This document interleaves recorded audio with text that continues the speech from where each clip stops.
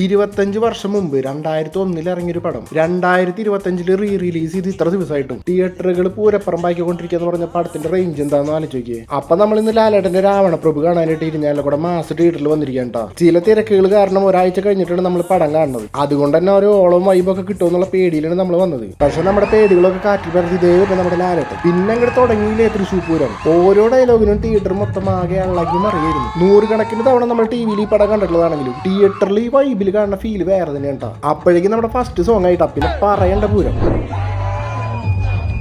എല്ലാവരും സീറ്റിൽ നിന്നിട്ട് തുള്ളലോട് തുള്ളല്. ഇപ്പൊ നമ്മുടെ വേടന്റെ ഒക്കെ സ്റ്റേജ് ഷോയ്ക്ക് ആൾക്കാർ തുള്ളണ പോലെയാണ്. 24 വർഷം മുമ്പുള്ള പാട്ടിന് ആൾക്കാർ ടിസ്റ്റ് അടിക്കുന്നുണ്ടാ. അപ്പൊ ആ പാട്ടിന്റെ റേഞ്ച് എന്താണെന്ന് ആലോചിക്കുക. അവിടെ നിന്ന് അങ്ങോട്ടുള്ള എല്ലാ പാട്ടും ഇതുപോലെ ആയിരുന്നു. നിങ്ങൾ ഇതുവരെ രാവണപ്രഭു കാണാൻ പറ്റില്ലെങ്കിൽ എന്തായാലും പോയി കണ്ടോളൂ. റിലീസ് ചെയ്യുന്നത് നിങ്ങൾക്ക് ആഗ്രഹമുള്ള പടങ്ങളൊന്ന് കമന്റ് ചെയ്തോളൂട്ടാ. അങ്ങനെ നമ്മൾ പടം കണ്ടിറങ്ങിയ വണ്ടിയിൽ ഒരു പാട്ടൊക്കെ വെച്ച് ചില്ല് ഇത് വീട്ടിലേക്ക് പോകുന്നുട്ടാ. അപ്പൊ ഇത്രയുള്ള ഇന്നത്തെ വീഡിയോ. അടുത്ത വീഡിയോ ഉടനെ വരട്ടെ കിട്ടി. അതുവരെയും ബൈ ഫ്രം നിങ്ങളുടെ സ്വന്തം തൃശ്ശൂർക്കാരെ ചായ.